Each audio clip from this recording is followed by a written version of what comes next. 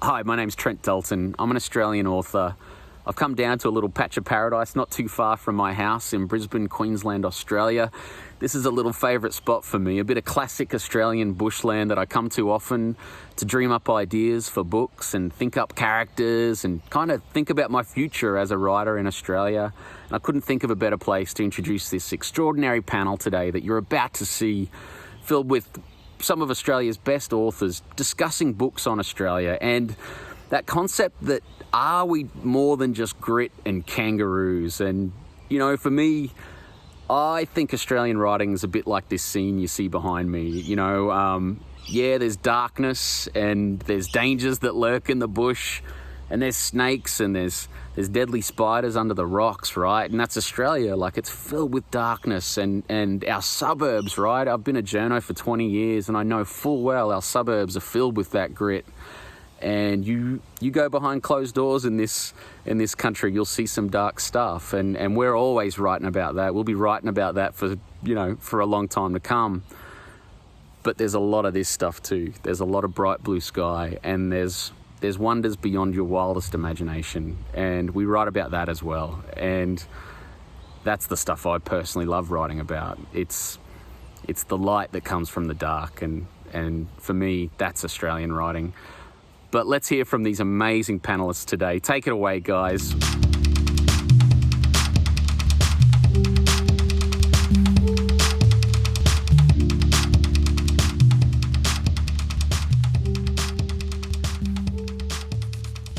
G'day everyone, and welcome to Australia, and welcome specifically to this conversation about books from Australia. My name is Benjamin Law. I'm an author and broadcaster based here in Sydney, Australia, and the traditional custodians of where I am are the Gadigal of the great Aboriginal nation of Eora.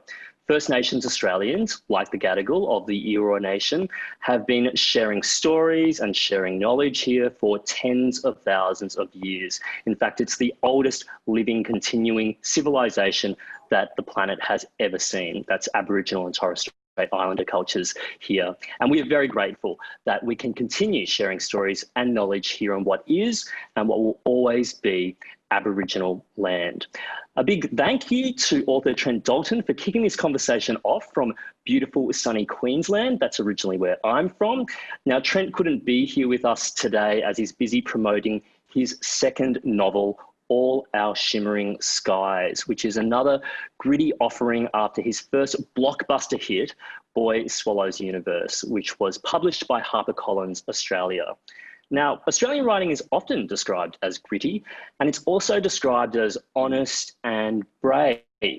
And to unpack those descriptions a little bit more, I'm joined by three award-winning Australian authors. First of all, Davina Bell, children's book author, editor and publisher. G'day, Davina. Hey Ben, how you going? Good to see you. We've also got Melissa Lukashenko, and she is the award-winning author of many novels, including her latest, the Miles Franklin award-winning novel, Too Much Lit. G'day, Melissa. Jingawalu Jimbala. Good to see you. And finally, last but not least, Gary Disher, a multi-genre author writing across adult crime fiction, young adult fiction, and kids' books. G'day, Gary. Hi. Really good to see you. Okay, let's get into the question. The first word that came up when describing Australian books just before was gritty or grit. Grit meaning having a strength of character, being courageous, showing perseverance and resolve. Grit lit is even a term used for Aussie writing right back into the 1990s. And I remember books like Andrew McGunn's Praise and a lot of those books coming out in the 90s, like Christos Tsiolkas's Loaded, which have really firmly belonged to that canon. But I want to hear from the panelists. Let's start with you, Melissa. Have you heard of this description of Australian writing before as gritty? And are you consciously writing about the grit of Australian life when it comes to your own stories? The term grit lit is familiar to me, and yeah, my work is often described with adjectives like hard hitting or even confronting. In a way, I think that's because I write about race and class, and those things are unless they affect your life every day, you are going to find it confronting and gritty to think about. But because I'm an Aboriginal writer, I'm always harking back to a much older tradition, a civilization where life wasn't about struggle and wasn't about survival, but was about thriving and becoming human in this place. Right now, we find ourselves in 2020 in this global conversation about race and class, and specifically racism. We're starting to get a very strong idea of what that means in, say, the American context. What does that mean in the Australian context, Melissa? Australia needs to have a long and frank conversation about living on land that was stolen from Aboriginal people. But beyond that, beyond the politics of that, which I do write about, it's about recognising that modern Australia is built on over 100,000 years of human learning. You know, if you look at the recent bushfires and the way that modern Australia has manifestly failed to manage fire on this continent, and yet there are the glimmerings of hope that the society is now ready to understand what Aboriginal people learned here over 100,000 years. It's not rocket science, but it's an ongoing conversation. Now, Gary, you've been quoted as saying that all stories in films and books have a theme of searching for our home. I feel like that's a very Australian yearning and quest, that search of true home.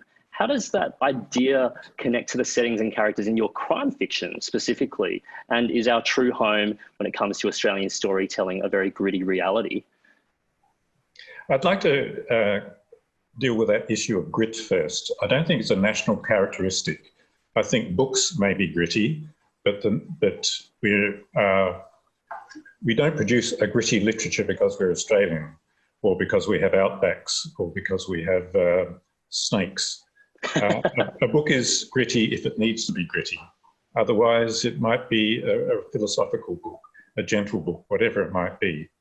Now, I might be called a gritty writer because I write crime novels, and in recent years, they've been crime novels set in the outback. I think a lot of people are getting on that bandwagon, but I feel entitled because I grew up in the outback. I return there once a year when I see my family at Christmas time, although maybe not this year because of the pandemic. I still have family living there. So I'm writing, and it's always exerted a pull on my imagination. So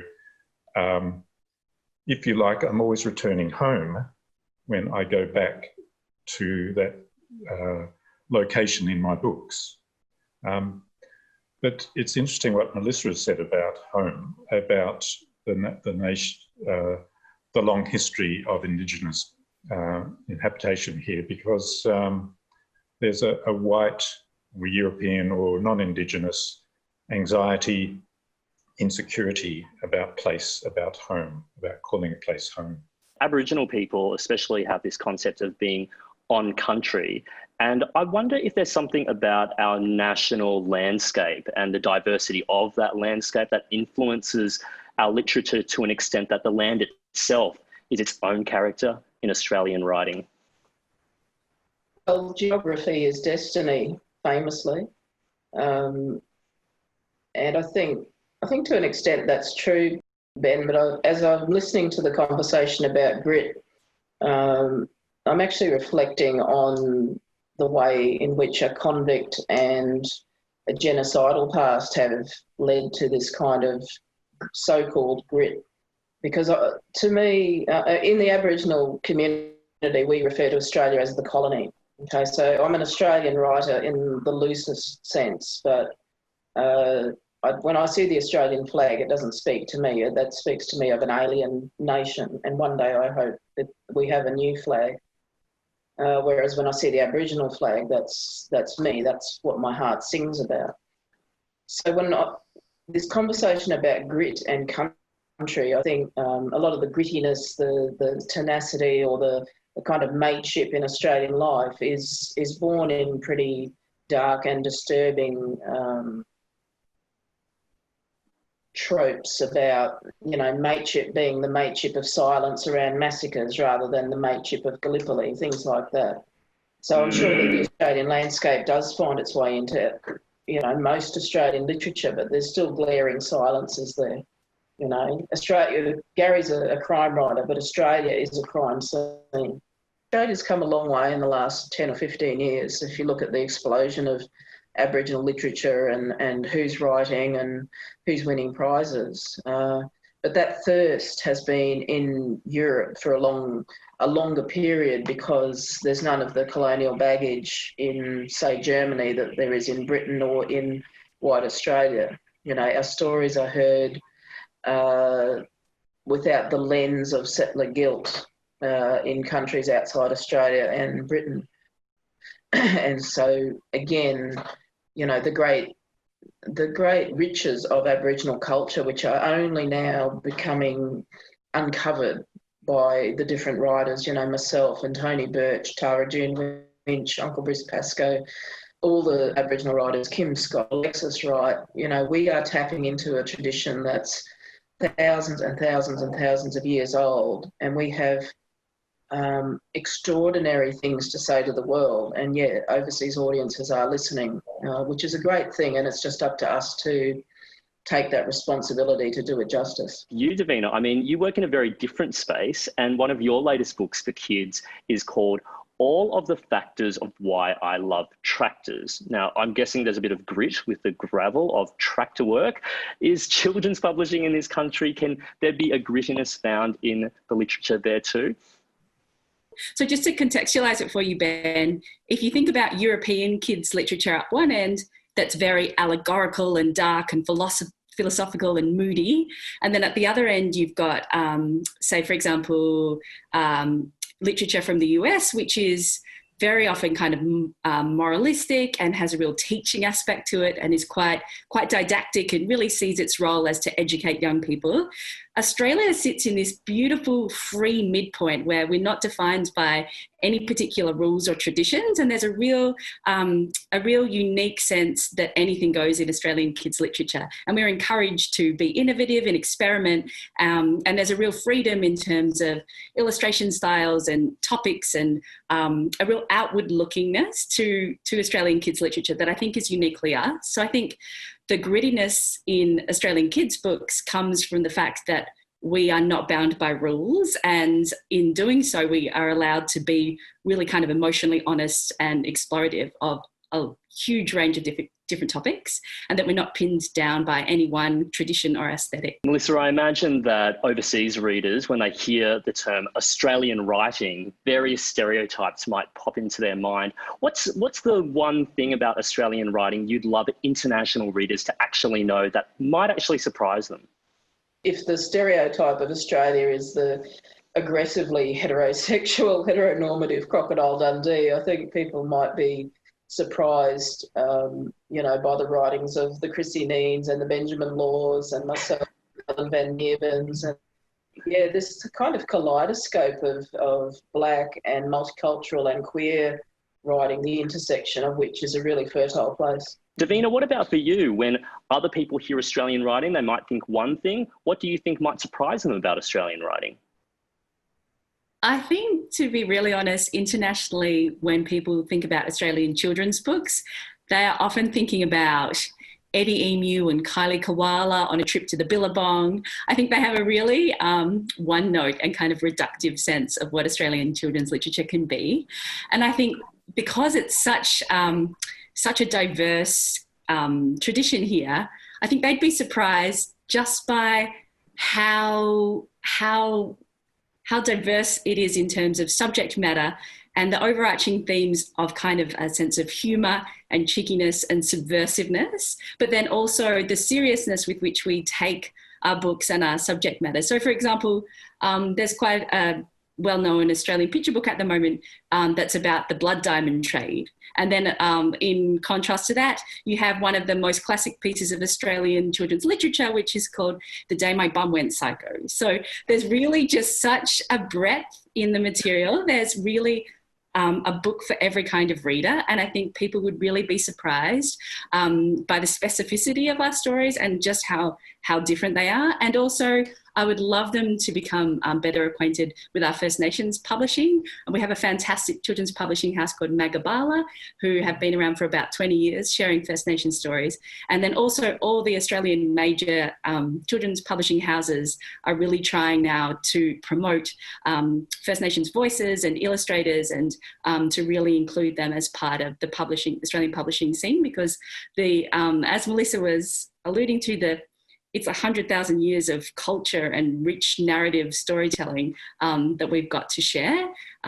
So yeah, I would love overseas readers to look beyond Kylie Koala. There is so much more there. Okay, I want to drill into that question even more specifically, and I'll start with you, Gary. But if you were encountering a non-Australian avid reader and you wanted to give them one specific title that might actually challenge and delight them and reframe what Australian writing is, what book would you give them and why? Well, I think probably Melissa's book. That was a good answer. Great answer. Because the few times that I've made author tours overseas, I've had a sense of Europeans thinking Australia is desert country, the grit factor again, not aware of urban literature, not aware of kids' books, queer literature, or any of those varieties. And turning that around, stemming from something Davina was talking about earlier, I think Australians themselves are more comfortable now with reading about Australia. I think there was a period of a cultural cringe that if it was Australian, it wasn't good enough. And I think there was an embarrassment too about Australian books going overseas, that we would let the side down, that they weren't good enough. But all that's disappearing now, and I think there's an enormous diversity of terrific books that Australians are enjoying, let alone Europeans now. Melissa, I'm going to ask you the same question, but I'm not going to allow you to nominate your own book, unfortunately. It already has been. What book are you going to give an overseas reader to delight them, but also perhaps reframe what Australian writing looks like to them? I'd recommend The Greatest Estate on Earth by Professor Bill Gammage, which is a revolutionary book of looking at country and what country is in Australia, what was created here pre-Cook, and the way civilization and democracy flourished in Australia unbeknownst to the world for thousands and thousands of years.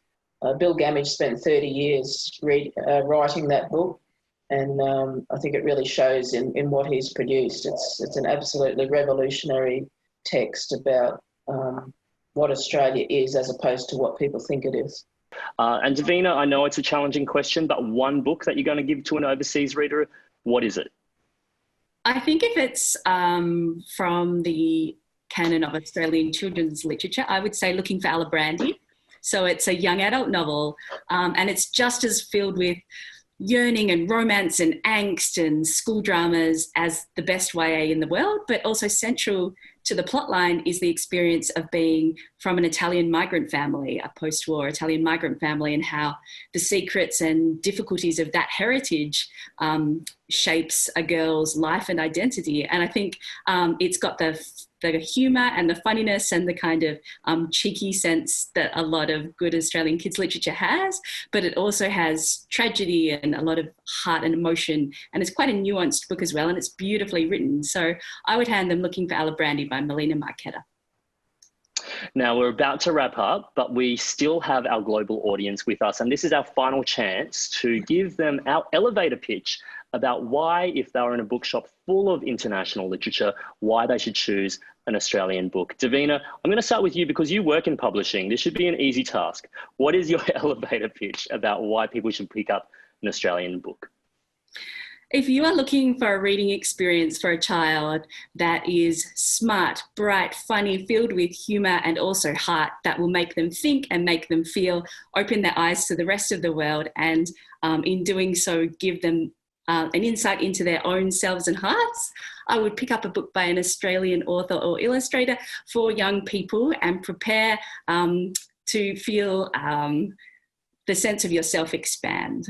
And a big thank you to our panelists, Davina Bell, Melissa Lukashenko, and Gary Disher. Thank you so much, everyone. You can learn more about Books from Australia generally by heading to the website booksfromaustralia.com. Cheers, everyone.